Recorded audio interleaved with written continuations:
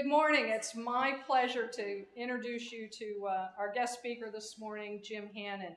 He's the CEO and president of Georgia Pacific, one of the world's leading manufacturers and marketers of tissue, packaging, pulp, paper, building materials, and related chemicals. A native of Connecticut, Jim graduated from California State University, East Bay, with a bachelor's degree in business administration.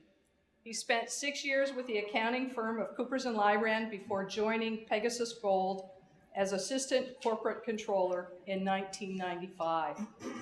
He was named the company's controller about a year later. Jim began his career with Koch Industries in 1998 when he joined Koch Mineral Services as chief financial officer. He left Koch for 2 years to work as the corporate controller at Homestake Mining Company before rejoining Koch Mineral Services as CFO in 2001. In 2004, Jim was named president of Invista Intermediaries, which is a Koch company. After Koch acquisition of Georgia Pacific in late 2005, Jim was named GP's executive vice president and chief administrative officer. In August 2006, he was promoted to president and chief operating officer and named to the company's board of directors. Jim was named chief executive officer and president in November 2007. In addition to his responsibilities at Georgia Pacific, Jim is a member of the board of the Atlanta Committee for Progress, the Atlanta History Center, the Commerce Club, the Center for Human and Civil Rights, Holy Innocents Episcopal School, and serves as a trustee of the Woodruff Arts Center. Industry affiliations include American Forest and Paper Association, the National Council for Air and Stream Improvement, Grocery Manufacturers Association, and SIFE, Students in Free Enterprise. We are delighted to welcome Jim back to campus. Jim?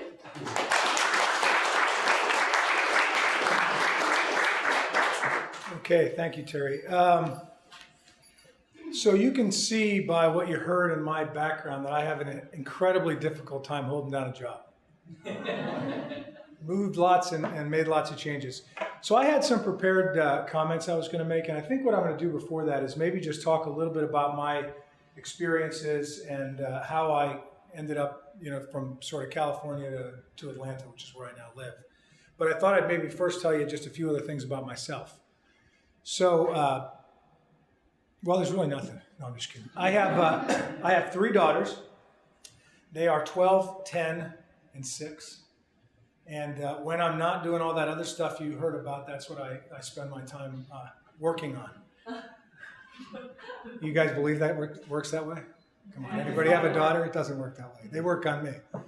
So, and my wife and I have been married for 17 years, and we have had those 3 daughters in 3 different states, which might tell you a little bit about how what's come to pass in my career has also involved some other changes in our lives together. And so maybe I'll talk a little bit about that as we go. We also have 2 dogs. One of those is male, so I do have that going for me. A guinea pig and 2 hamsters. I don't get too involved with those. In any event, though, I tell you all that so you can connect to the challenges that all of us face in our lives, not just when we're in school and working, but with the family. Those 3 girls and my wife, of course, need a lot of my time too, and so balancing that with everything I have to do is a challenge, and trying to also then think about how I apply a set of principles and beliefs to everything I do. That can't really be different at home than it is at work. So when you start to think about your own beliefs and your principles and the things you value and care deeply about, surprisingly, you'll find over time that those things transition what you do at work and what you do at home. And it really is not that difficult, right? I mean, you hear a lot about business and about people having to make tough decisions. But I think if you live your life by a set of principles and values and beliefs, what you'd find is the way you make decisions in your business, there may be a lot of other economics and other things involved, but when it comes to how do you make the right decision, what you fall back on isn't really any different than it is at any other stage and aspect of your life. So something to think about. So how did I get to the place I am in my career today, and what did I do to do that? And I made myself a little list on the plane on the way out here. Here it is. No, it's not all of it. I was just kidding. So look, here's the thing. Education provides a great foundation. You know, what I learned here was the base for what I needed to go do outside of here. And that's true before here too, in high school and even before that. But that foundation is very theoretical. Something I'm sure that the faculty here are always talking about is how do we make it more practical? The reality is it's hard to do. So when you leave school, you have a great foundation and a set of skills and some knowledge that you then have to go figure out how to practically apply. For me, I'll tell you, what I've tried to do throughout my career is to continue to learn. So just like at school, you know, a big part of what I was doing here was learning, and it wasn't all what was in the classroom, right? I mean, I learned how to develop relationships, how to follow opportunities, how to interview. So let me ask you a question. How many in this room, everyone's an MBA student or faculty? How many in this room have had a career job between their undergrad degree and their MBA? So pretty good percentage. So you all know what I'm talking about. But for me, what I'll tell you is I think about all the different skills that I've developed over my career, and I looked back thinking about this. Where did I get those things? How did that happen? And I'm actually going to take you back to even when I was much younger. When I was a kid, I did various things, right? I shoveled snow, I mowed lawns, I delivered newspapers, all those kinds of things. Now, all of that was just an underlying work ethic, right? It's the things I thought I needed to do. And then when I came here, I was working as well. And interestingly enough, what I did was worked in restaurants. Anybody here ever worked in a restaurant? Well, that's not what I'm expecting, actually. So I worked in restaurants for about 6 years, in the end of high school and in college. And you know, a lot of folks think about that and say, well, that's not really that preparatory a job for a career. But what I would tell you is in my 6 or so years in restaurants, what I learned was how to interact with people. Because the interpersonal skills involved with somebody who's unhappy with their food are actually surprising. And surprisingly useful in everything you do, quite frankly, right? Everybody in this room's probably had some class where you were thinking about management and conflict resolution and how to deliver tough messages and all those kinds of things. Huge aspect of what I know how to do in that space came from my experience in restaurants. You know, then I came to school and I learned what I needed to from a foundational perspective here. But I came into school here undecided. There's a very strong belief in undecided when I filled out the application. And honestly, I didn't know what I wanted to do. And then I took a couple of accounting classes, and I swear if anybody tells anybody I said this, no, it was very natural for me. I liked it. It was something I felt like fit very well with the way I thought about things. And so I went with biz admin with an emphasis in accounting. And that's how I kind of did what I did. And naturally out of that, then I went to work for a public accounting firm, which is a lot of what you see out of that profession. And I spent 6 years here working for Coopers and Lybrand in Oakland. Now, so then if I look back on that career, what did I learn? Well, I learned how to turn a lot of the theory into practice. I learned how to do lots of different specific things that have to do with auditing, but there was something much more valuable that I had the opportunity to learn. Because if you know the audit profession, what you essentially are doing is going into one company after another, right? For the purpose in audit to essentially deliver an opinion about that company's financial well-being. But you can't just look at some paper, tick and tie, and total the numbers and say yay or nay. It doesn't work that way. You have to learn something about the business to do an audit. And so for 6 years, I had a tremendous opportunity to go in and out of different kinds of companies, not-for-profits, government, public companies, private companies, all different kinds of companies, and to see a lot of different things, right? Most importantly, to see how they worked, both what was their mission and how did they do at achieving that mission, and all of that reflected in how their financial performance often worked as well. But then also had a tremendous opportunity to see how people interacted inside those firms. What's the culture of the organization? How do they get their work done? What makes them successful and what doesn't? I mean, sometimes you'd see two different firms that essentially did the same thing, and one's wildly successful and the other not. So you got to see a lot of different things there. And in 6 years, I would tell you, I learned a lot about how people apply comparative advantage. Who's got an economics degree in here? Anybody? How people think about comparative advantage, right, in terms of applying what they're good at to be successful. So then I left public accounting and I went into a gold mining company. You heard that. Small company, right? Not a very big company. I was actually in two different gold mining companies, both public companies. So there I got a lot more ingrained into the operational aspects of a business. Got to learn how that business worked from top to bottom. Was the corporate controller, was involved in public financial, raises of money, was involved in all our reporting, also involved with our board of directors. And I got to see a lot more about how one company worked and then another.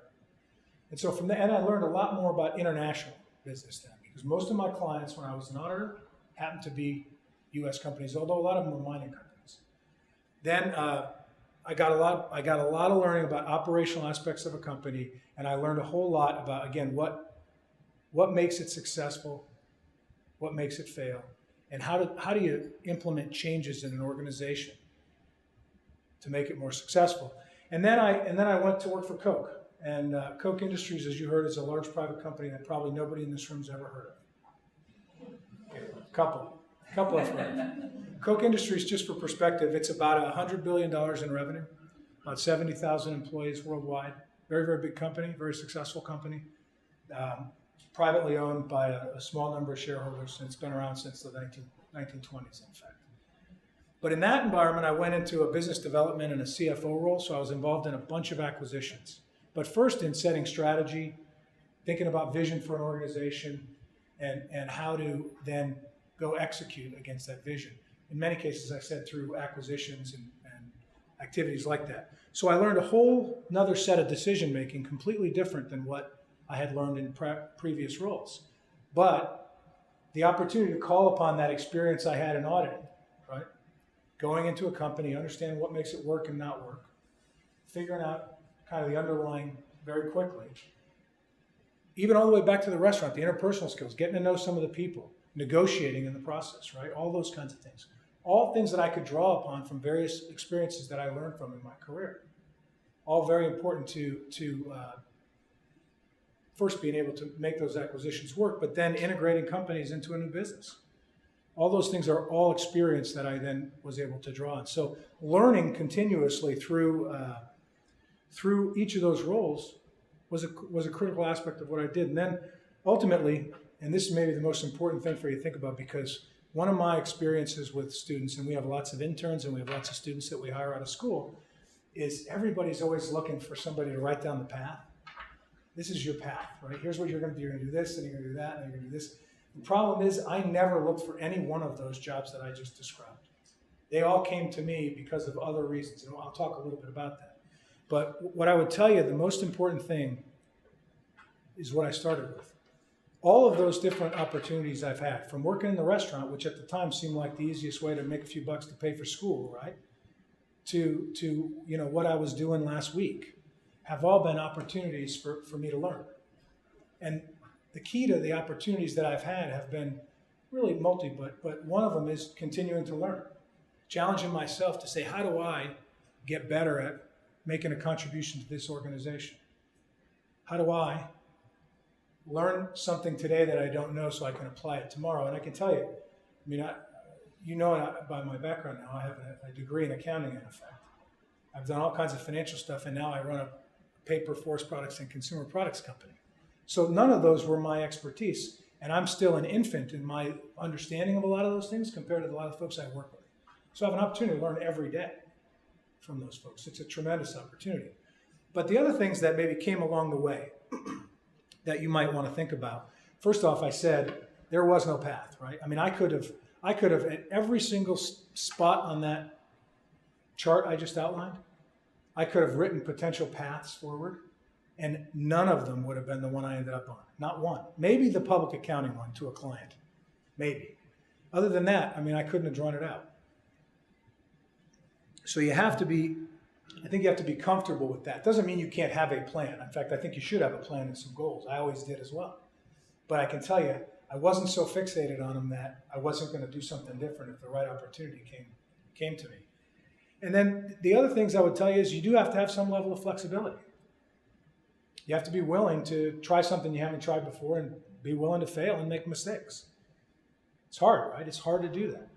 You have to be willing in some cases, and this is everyone's personal decision, but you do have to make trade-offs, right? I mean, my wife and I have been married, as I said, for 17 years. We've moved 6 times. We've had kids in 3 different places, and every one of those places we've lived has been great for different reasons.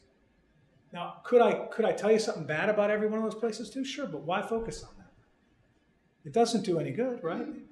And the reality is all of those opportunities and all of those moves and all the change in our lives has made us better in different ways. And so we've learned from those as well. But that has been a sacrifice at times. And then, there are sacrifices you make because there's commitments that sometimes conflict with one another, right? So I would tell you, my kids, I go to most of their gymnastics meets and their ballet recitals and their basketball games and all those kinds of things, but I miss some, right? And that's a trade-off that we've chosen together for me to make. Those are all things I would just keep in the back of your mind as you start to embark on what you're going to do, because I'm not telling you have to go be willing to move 15 times to have a good career. It's not true. In fact, just at breakfast, the president of the university was telling us that he's the only president in the system that hasn't had to move. Been in his house 24 years. Been in his house 24 years. So there you go. But the reality is all of those things are trade-offs that you make and decisions that you make. But if you're prepared to at least consider it, then that's going to create more opportunity for you. The other thing that happens is you have a tremendous opportunity to work with people smarter than at least I did anyway. You guys might not, but smarter than you are or more experienced than you are that have a lot to offer. And sometimes it's easy to think how something works or why it works the way it does. And I can tell you, losing your ability to be humble or intellectually honest with yourself, it's about the fastest way to the bottom that you can find. But I will tell you that in every one of the places I've worked, I've never been involved in anything I would call a formal mentoring program. People often ask me that question. But I've always had some folks that I relied on, not just for advice, but also just to watch how they did what they did, because I thought they were good role models. And that's true to this day. And I think that's been a big part of how I've made the decisions I've made. I've seen what people that I think are good people that have been successful, how they've made their own choices when given the opportunity. And so, those are all factors, and you guys could probably ask me 500 more questions about that. But those are all things I think about specifically. I was going to share just a little bit about Georgia Pacific, and I'm not going to talk a ton about this, but Georgia Pacific is an 85-year-old company. We're in 3 businesses. We started, by the way, as the Georgia Hardwood Lumber Company in Augusta, Georgia in 1927. But we're in 3 businesses: consumer products, packaging, which is largely brown boxes, and building products. You can imagine the last 4 years that building products business has been pretty fun. Nobody's building anything, right? So just for perspective, the company itself is just a little under $20 billion in revenue. We've got about 40,000 employees. About 33,000 of those are in the U.S. The others primarily are in Western Europe. And if you just to kind of give you a little perspective on what we do on the consumer product side of the business, you heard we make tissue, towel, napkin, plates, cups, that kind of stuff. So now this is the part where you write these things down because you need to go buy them now to support your alum. I gotta laugh on That's good. So Brawny paper towels, right? Sparkle, Quilted Northern, Angel Soft, Dixie plates and cups, Vanity Fair. That's all our stuff. We also do all kinds of away from home, but not here, because that's Kimberly Clark in the restaurant here. That's an opportunity for us, let's say. So that's the consumer business, and that is about half our business in total, the size of the company. The packaging business is really just like it sounds. We start with fiber, trees, and recycled fiber, and we make paper and then convert it to boxes. So I saw a Rockstar vending machine down the hall. We'd make a bunch of boxes for Rockstar. That's an example. Lots of fruit boxes here in California. I spent last week actually visiting facilities of ours in California. We've got about 1,200 employees in California. Most of them are in packaging and in gypsum wallboard. And then we make building products, as I said. And the building products are both wood products, so panels like plywood and OSB, what you'd see on any new construction if you ever saw any new construction. It's something called dens and gypsum wallboard, which is what this stuff's made out of in the walls here. And then we make all kinds of structural lumber as well. So the business itself has been good. If you think about the last 3 years, we've been in a pretty tough economy. The last 3 years have been the best 3 years in Georgia-Pacific's history. With building products not really contributing, as you might have guessed, it's not making any money right now. It's also been, interestingly enough, the safest 3 years in our history. Now, we run big, heavy manufacturing, so you probably don't hear people talk to you about things like safety very often. Way back at the beginning of this, I started talking about values and things you believe in. And so one of the things that we spend a lot of time on in our organization is one of our shared values around compliance and how we think about safety. And so I share that point on safety to tell you that we do have big, huge facilities with thousands of people in some cases, and safety is pretty important. So every year in the last 3 years has been a record for safety performance in the company too, and I'm pretty proud of that with the combination of financial performance. We also have a philosophy of reinvesting in our business. Our shareholders, Koch Industries and GP by extension, reinvest about 90% of our earnings back into our businesses. So in the last 6 years since Koch acquired GP, we've put about $7 billion back into the business in the form of capital, innovation investment, and acquisitions. And then we've also paid down about $8 billion of debt and been upgraded by all the major rating agencies to investment grade. So good financial performance in a tough economic climate. The reason I share those is not to say, well, yeah, wow, we're really great. It's to talk to you a little bit about how we believe we are being successful in a tough environment. We have a management philosophy inside the company that we call market-based management. And it is, in very simple terms, it's an effort to take from free markets the principles that make free market societies the most prosperous and bring those inside the firm and apply them. So we call, like I said, MBM. It starts with a set of 10 what we call guiding principles. And the reason we talk about these guiding principles a lot is what I mentioned earlier on culture. We think about these 10 guiding principles as an articulation of the culture we're trying to cultivate in the organization. First two of those are integrity and compliance. We call those specifically the necessary but not sufficient conditions for us to be in business. In other words, they always have to come first. We always have to achieve excellence in both those areas, but they don't keep us in business, right? They allow us to be in business.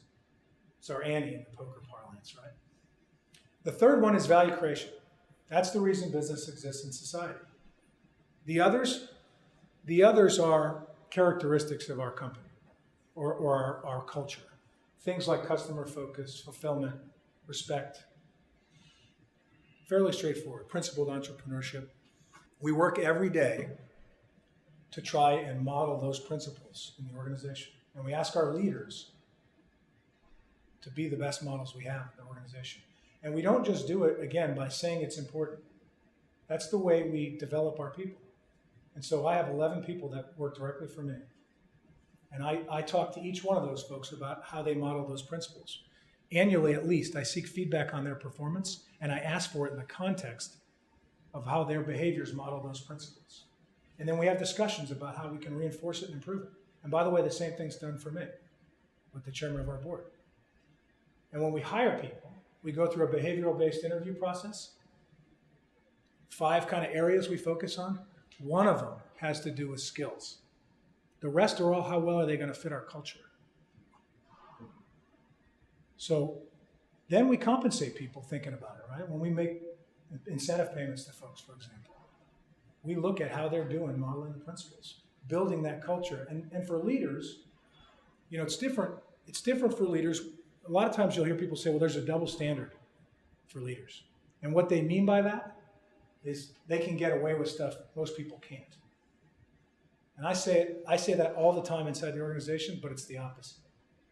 We cannot afford to have even the perception that we have leaders that don't model those principles, that don't believe in those core values. When you say a value, right, it's something you care deeply about and believe in. So if you have leaders that through their actions are demonstrating something else to an organization, there is no hope that the organization is going to believe it. Because our actions, and everyone knows this, right? And we can think of 100 examples in our own lives of circumstances where somebody said one thing and did another, and we say that was BS, right? I don't believe it. Look what they're doing. That's absolutely true. So if we have leaders that don't model those principles, they got to go. We cannot put up with it. So that whole approach, this market-based management, then, we take a set of 5 dimensions, which is how we apply those free market principles inside the firm on the foundation of that culture. And that's our management philosophy. That's how we approach everything we do. We think about how would that work in a free market society? How do we make that work inside? So whether it's the vision of the organization, what would good look like? Whether it's the values and beliefs in the organization, whether it's the knowledge processes we use, the way we give people decision rights. And again, simply put, if you think about the economic construct I'm talking about, in the external environment, property rights, for example, which you've all learned about, are a proxy for what we call decision rights internally. If you think about how the free market economies work, people earn property rights based on their past performance, right? Entrepreneurs don't walk into banks and go, I'd like a couple $1 billion to try something, right? Well, they might, but usually they don't get it. But what does happen is they build a track record, right? And then they get more. And capital and resources flow, and decision rights, property rights flow to those who demonstrate the ability to be good stewards.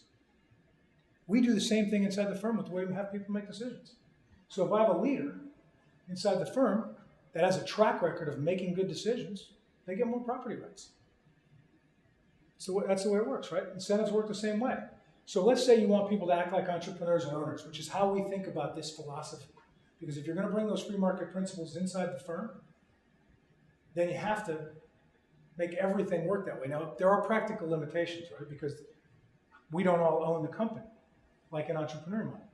But we can provide incentives based on how we create long-term value. I said long-term on purpose. Short-term is different, right? It's easier to create profits over a short period of time. It's much harder to do it over a long period of time. And so what we do is structure our incentives just like that. So people who take the risk, make the bets, and generate the value get rewarded for it, right? In every area, by the way. This is not a, you don't have to be a gunslinger and go out there like a cowboy and take on big, huge ideas. This is how we handle it with a senior accountant who says, look, here's a better way. Let's change the way we do this, right? We can become more efficient. We can get better information. We can make faster decisions with this. Those are the people we want to reward. We want more of that behavior and less of other kinds of behavior. If you just charted the size of government and the size of the private economy, what you'd see is government has grown at the expense of the private economy for the last 25 years. But it's accelerated really since the late 90s. So what that means is today we spend about 25% of our GDP on government. Historically, that number is 18 or 19%. I share this with you not because I want to lecture about economic freedom for a lot of time, but I would challenge you guys to take the opportunity to go learn. Something to think about as you think about how you're going to go make your mark and be successful in business. And the reason I say it, and the reason I'm tying these things together like this is not, I don't want to have a political discussion. This is, in my view, this is 100% nonpartisan. The last 2 presidents have done equally poorly as it relates to this set of measures. So those things are off the table from my perspective. The reality is, though, we have to select and then hold people accountable who are going to be true to this. Because if we don't, I know what that means for those 3 girls at home and for their kids. You know, we have $15 trillion of debt in this country, same size as our economy. I mean, what's the interest on $15 trillion? It's scary, right? So these are things, and the reason I'm bringing it up as a business point is that a big part of the problem is one of the easiest ways to make money in business is to go to the government and ask them to help you. Ask them for a mandate, ask them for a subsidy, ask them to put some rules or tariffs in place that make it easier for you to compete with the people who are coming after you. Those are the easiest ways to make money in business. Now, they're short-lived, right? They don't last forever because they can't be sustained. But that crony capitalism or crony politicism, it's going on all over the place, right? And we don't need to spend a lot of time on this in California. You guys see the state of California. But the reality is, this is what, from my perspective, again, if we're going to have a set of values and a set of principles, and we're going to be true to those, as businesses, as business leaders, one of our jobs is not to go do that stuff. And it's to fight it at every turn. And that is what we do. Right? And it's rampant everywhere, right? The entire tax code is full of this. Full of it. Some places that benefits us, some places it hurts us. I mean, there are 100 examples of it. And we need to get back to what's made this country great. And to me, it's founded on, and it's been successful on those principles. So I'm not going to go into a lot more other than to say those things about it and ask you as a challenge to think about how do you learn more about that, to find out if you believe it or not first, because that's up to you. And then if you do, what are you going to do differently as a result?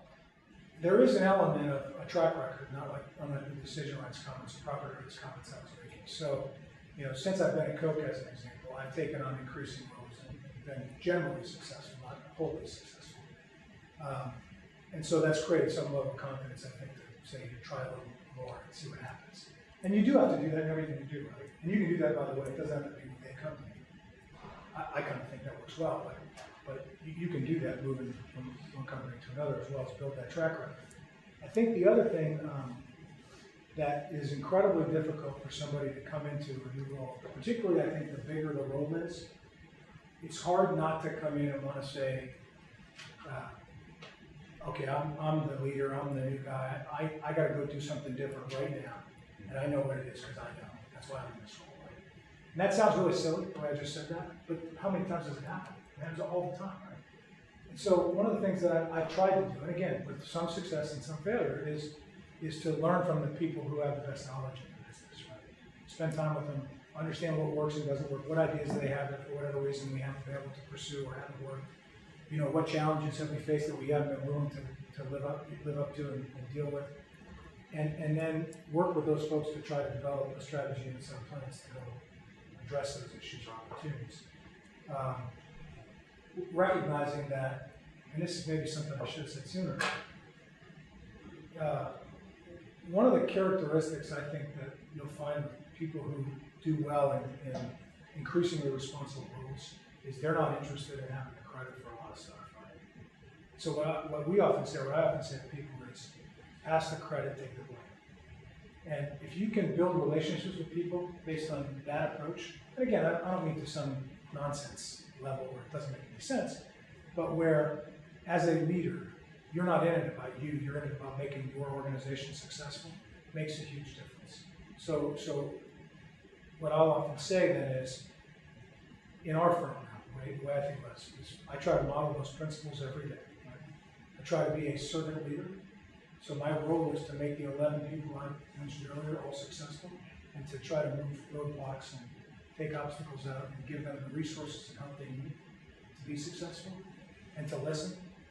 And there's more to it, but those things I think generally give you a pretty good chance to be successful. I think where you find the opposite is where what you want is to be the king. And again, this all sounds funny when I say it, I know, but a lot of stuff works that way, right? People come in and want to be the boss. And I think when you do that, you put a lot of people off that could really contribute to the success of an organization, a team, or a group. And it's not that easy to do. So that's one thing. And then just having some track record. And I've been fortunate enough to have all those broad experiences, right? So I have seen a lot of different things. And that usually gives me the ability to have some analogy in my head about why this might be like something else. My biggest challenge. Well, yes, I kind of always feel like I have a big challenge. So, I think the thing that's probably been most difficult is speaking to groups of students. No. Sorry. Now, I think getting used to not having the most knowledge. I mean, being confident in making decisions and leading an organization and challenging and doing all those things when you know you don't have the best knowledge. So there are some topics where I might be in a group of people talking about an opportunity, an issue, a challenge, where I might have the most knowledge or maybe the most experience, but most of the time that's not the case, right? So you have to get more and more confident in your ability to think about how to get to that right answer and make the best decision you can, and then be accountable for it, right? And that I think is harder than maybe it sounds, and it's a constant challenge, but that is something that I think until you get confident that you can do that, it's harder to take those opportunities where, I think the way the question was asked earlier, it's all new, right? And so I don't necessarily have the best knowledge about making paper, as an example, or running one of our plants, but I do have a lot of mental models and frameworks about how I think about things that I think I've had enough opportunity to prove to myself that I can be successful with those in almost any set of circumstances. And so getting the confidence, though, to do that probably been a big challenge, and it always will. What are the internal principles that you want your leaders to practice every day? Well, I mentioned a few of them before, but the things that seem to bite us the most, have the worst outcomes when we're not good at them, is when people aren't humble. So humility generally, intellectual honesty, so they kind of don't understand what they're good at and what they're not good at, and so they're not good at putting the right people around them to make good decisions, and those are big factors. Certainly there's things like respect where you just can't tolerate people who are disrespectful in general, right? So those are maybe that's an easier one. But the one that I would maybe point to most generally, if you looked at our principles, principle 4 is something we call principled entrepreneurship. And that the essence of that is we want people to act and think like entrepreneurs. So we want a sense of urgency. Right? We want people to be thinking just because it worked in the past doesn't mean it's going to work in the future. We want people to be willing to experiment. We want them to use good judgment. We want them to do all those things that entrepreneurs do regularly. We want them to model that behavior and be good at it. And have the right kind of risk-taking mentality that goes with that.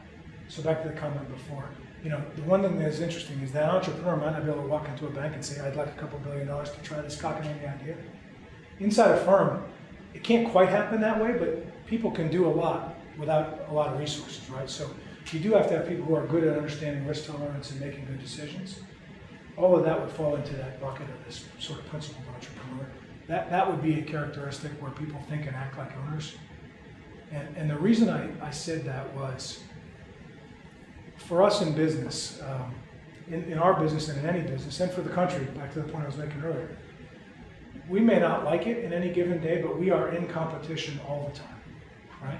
So whenever I get a chance to talk to a group of employees, I almost always end with the same little spiel, because I believe it. And what I say to folks is, look, our competitors, our potential competitors, whether they're regional, local, national, or global, are working very hard today to figure out how to better serve our customers tomorrow. So if we don't improve faster than they do, we're going to get dragged down from behind, have our throats slit, and be put out of business. Because that's the way it works, right? Schumpeter called that creative destruction. And what you see is, in business, you've seen a million examples of it. Who went bankrupt a week and a half ago? Kodak moment, huh? Who would have thought? 100-year-old company, something like that, right? I mean, everybody my age grew up with a Kodak moment. That's all we could think of, right? Kodak moment. Well, cameras are Kodak. Today, they weren't even in the discussion. And do you think it's because their customers said, no, the quality of those pictures is no good?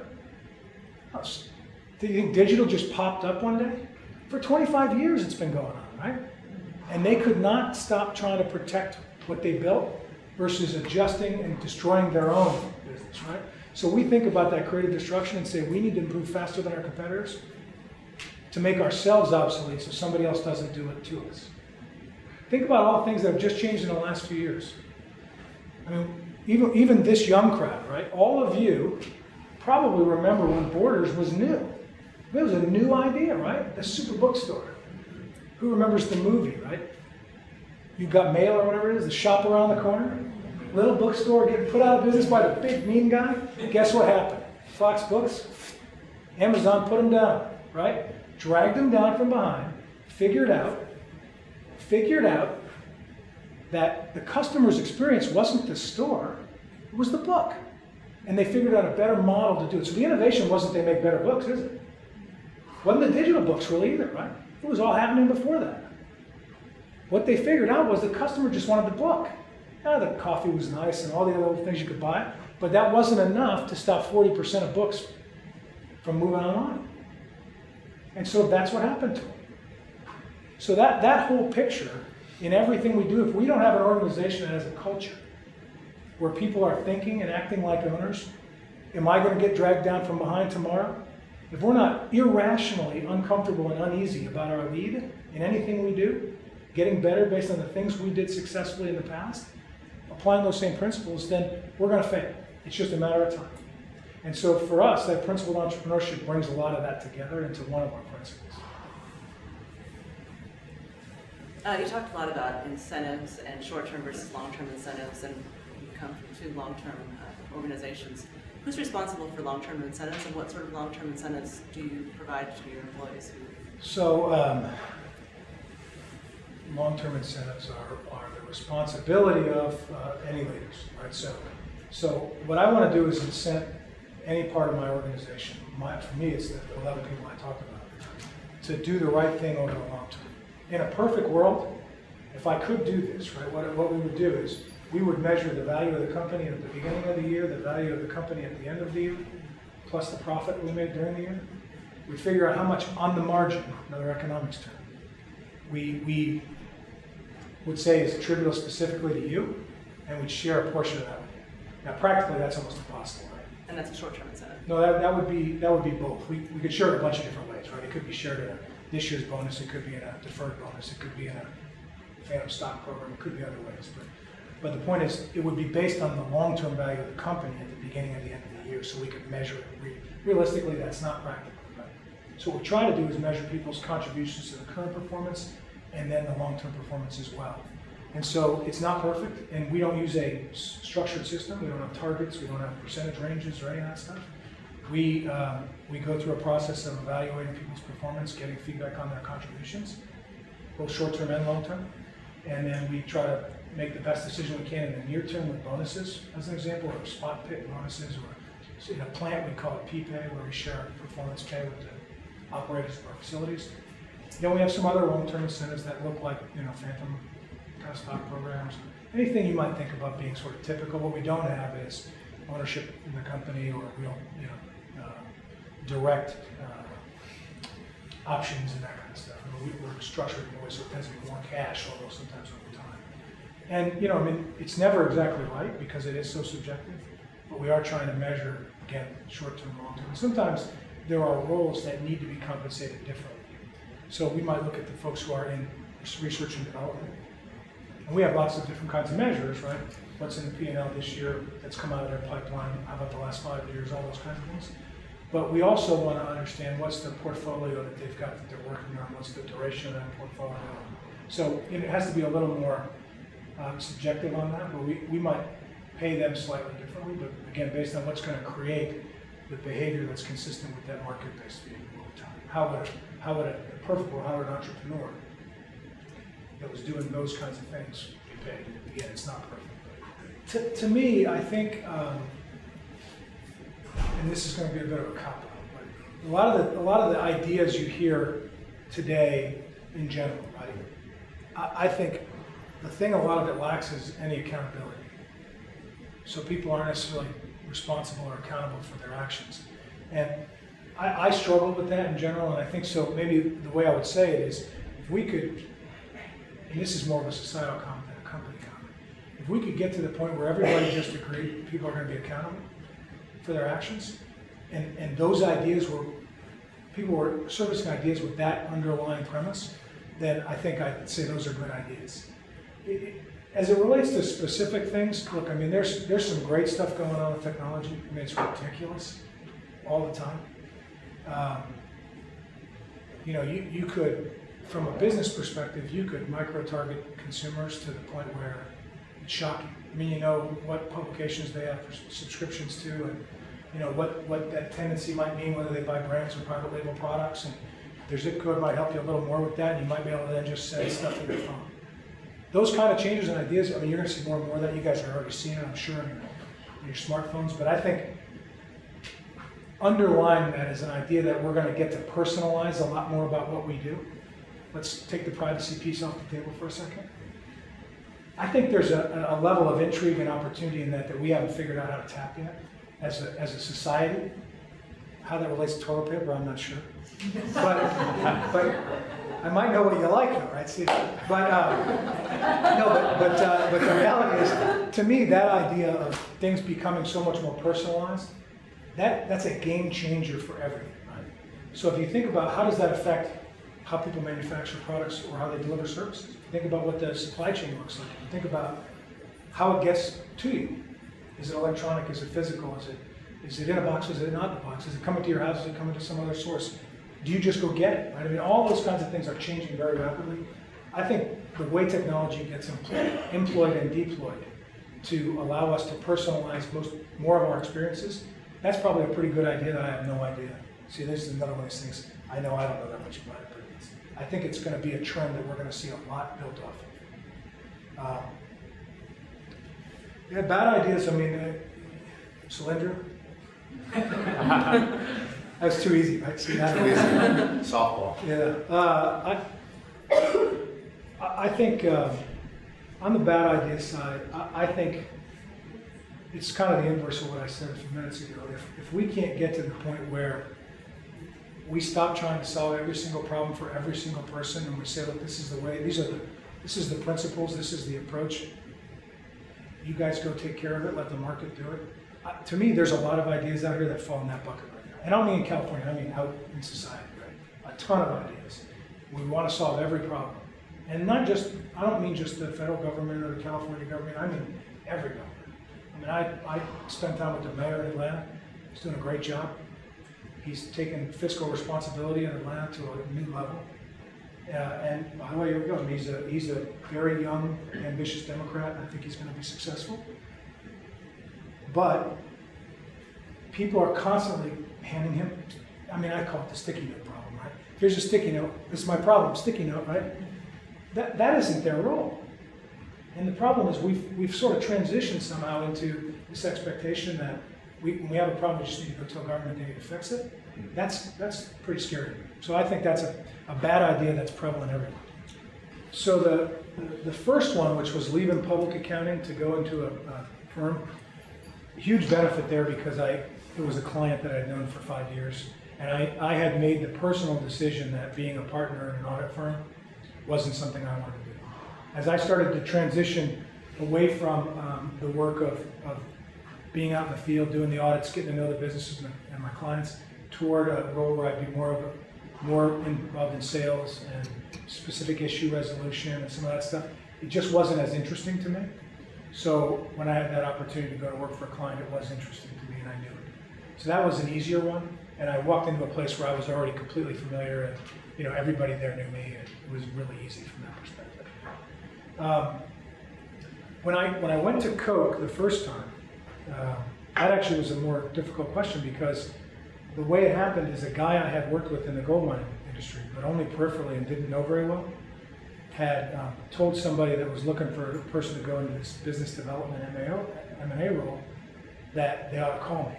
And I really didn't know the guy very well that had gone to Coke, and I didn't know anything about Coke. In fact, I thought it was in Atlanta, which is somewhat ironic now, but Coca-Cola is in Atlanta.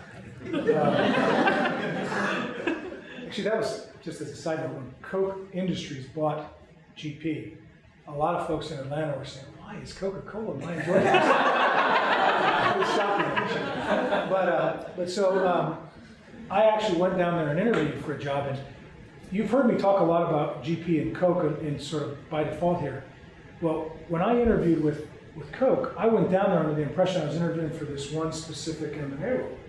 Well, they kind of have this, we want the best players on the field kind of strategy at the time, and So I actually interviewed for like 3 different jobs, like in this course this day, and they offered me a controller's job for a division. And I'm like, that's what I came here for. And so I said no. And 6 months later, they called and offered me a different business development job, and I decided to go because I thought that transition to M&A and deals and that kind of thing would be a good learning and developmental opportunity for me, and I'd learned enough about Coke to have more confidence that that was a good place for me to be. At the time, initially, I didn't, and it was totally different, I can tell you. Totally. Every move since then, really, it's been more a situation where I'm working for a company that I trust wholeheartedly, and they came to me and said, "This is an opportunity. We think you're the right person for it." And I've said, "That sounds great. That's it." And so I just put my faith in the leadership of that organization, that they knew me well enough to have a sense and that I believe this is the place I want to be for a long time. And so literally, man, that call I was talking about in China, I wasn't kidding. I said, if that's where you guys think I can add the greatest value, then I'm in. But I got to ask the boss. If you have the people that you trust and you know have the right knowledge involved in the decision, probably not that important, the technical knowledge. The general understanding, what we try to do when we make decisions, and I try to do this with almost all decisions, because you're right, every single decision is just about the next best alternative foregone, right? Not, this is stupid and this isn't. You're absolutely right. And so, because we have limited resources, although, it's not usually the money, right? It's usually the capability, the skills, the time, the ability to be doing 17 things in a building or a plant at the same time. What are the 3 to 5 things that are either going to make this successful or not? What are they? And do we understand those reasonably well, and what kind of range of outcomes they might have? Because, picking a certainty is a joke, right? I mean, one thing we know about every decision like that is we're wrong. We just don't know by how much and in which direction, right? And so what we try to do is pick those top few things that matter in that decision to make it successful. And then we try to understand, are there ways to limit downside where it's profitable to limit it? We wouldn't want to give up an option, pay for an option that isn't profitable, but let's say we have a customer that's willing to protect the downside on something. So we're making this big investment that protects us. We might be willing to do that if it doesn't cost us too much. But we try to understand what are those few things that matter, and understand those well, and make sure the right people are involved in those, and then make the decision based on that. But what you bring up is a constant struggle in every organization. And it's a struggle in 2 respects. One is figuring out what those actual key drivers are. And that sounds really simple. Sometimes it is, sometimes it isn't. And the other is having the organization get comfortable with what you ask, which is how do you make the decision quickly based on what you need to know versus trying to know everything. So there couldn't be a question asked that you can't answer. So as we think about the culture, this is a lot about the culture now in the organization, we try to develop what we call a challenge process. One of these principles is knowledge. One of the elements in that is to challenge. And so when we challenge, we want that process to make a better decision, not to get the puck past the goal. Right? So what we want to have is a discussion about those key drivers and how to make the best decision we can. But in an organization where you're used to, if the boss asks a question and you can't answer it, you're going to leave feeling like an idiot, and they're going to make sure you do. Again, you think this is a joke, it happens all over the place. If that's what they're used to, then you can be darn sure they're going to overwork the process in terms of how much gets done to figure out every word and every document, how much they know about every possible question that could be asked. In fact, it's going to happen so much so that you're going to be up against it on the timeline of making the decision or missing the opportunity. And then it's bad for everybody, because then you have this discussion and there's a challenge process that goes on, and the meeting starts something like this. Well, we have till 4 o'clock tomorrow to make this decision, and if we don't make it, we lose 25% of the opportunity, and this is it, and then it's all been worked through. And so if you're the guy that has to say yes eventually, the meeting starts with a gun to your head. Right? And then it becomes painfully obvious that so much work has been done with it, because you can see little version 12 on the bottom, that the resources deployed in the bureaucracy of building this document are consuming the company at the cost of all those other alternatives foregone, right? Well, those are the kinds of things, if you can get the culture to evolve, where people are comfortable challenging, not knowing all the answers, And just because the boss said it doesn't mean it's right. And all those things get more and more ingrained in the way you think. Then what happens is 3 days after the opportunity, people show up with one piece of paper with some notes on it and talk about the range of outcomes and how we make the best decision we can. We're not on either end of that spectrum today, but I'm hoping we're moving toward the one page of paper discussion. But it's very, very difficult to do. I think if you spend your time thinking about how what you do contributes to the success of the organization and try to do that well, I think people will notice that, period. No matter what it is you're doing. The other thing is, I think it does make sense to ask questions and to learn. To listen and ask questions and learn. And so, a lot of the time, no matter what role you're in, you have access to and see a lot of other things. You'd be surprised, and maybe you wouldn't because most of you have worked, how many people have no interest in knowing how anything else works. No, really, it's true. I'm amazed by it. And the thing is, that's an opportunity lost, right? Because there'll be a time that something else will come up and you'll say, it's kind of like that thing they used to do at whatever company it was, right? That sounds familiar to me. I don't know, those are the things I would say that are important. You do have to develop a level of interpersonal communications, intra and interpersonal communication skills, I think, because you do have to kind of know yourself and know how to interact with people. And then I think both, particularly written skills, are important. How you put something on paper is important to people. I don't mean formally. And the speaking part, that may or may not be. I was scared to death of doing this kind of stuff until not that long ago. So some people love it. I got a 12-year-old daughter who would do it any day of the week. The second part of the question is, as the leader, you're going to experience highs and lows. You're going to experience failures. It's easy to deal with the successes, but when you stumble upon a failed project, you mentioned the coffee cup. Right? Yeah. Just in general, how do you approach your employees and deal with?